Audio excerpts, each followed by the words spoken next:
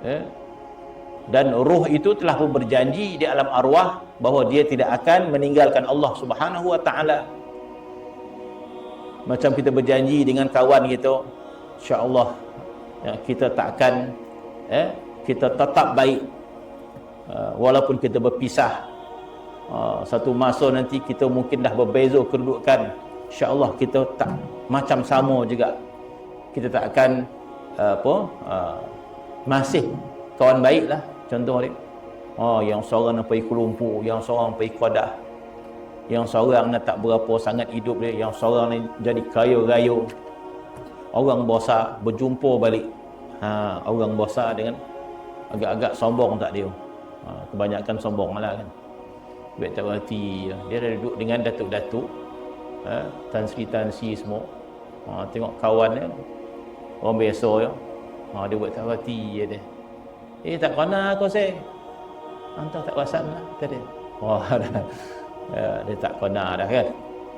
Begitulah kita ni, kita tak kena Tuhan kita dah. Sedangkan dulu ruh kita ini begitu hampir dengan Allah Subhanahu wa taala. Kita dah berjanji dah.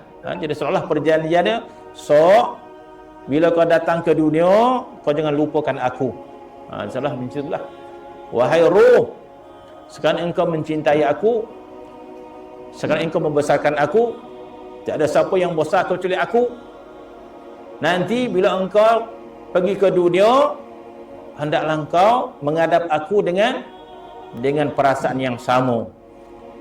Engkau mencintai aku dengan cinta yang sama.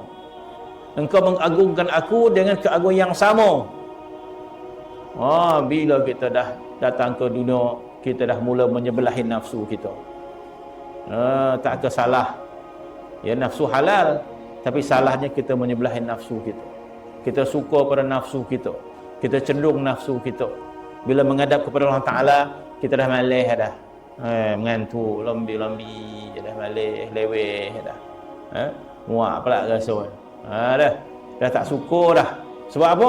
Sebab hati kita suka pada nafsu kita.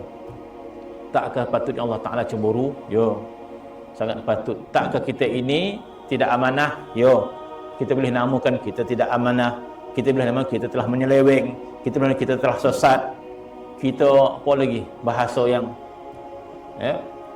itu bahasa dia.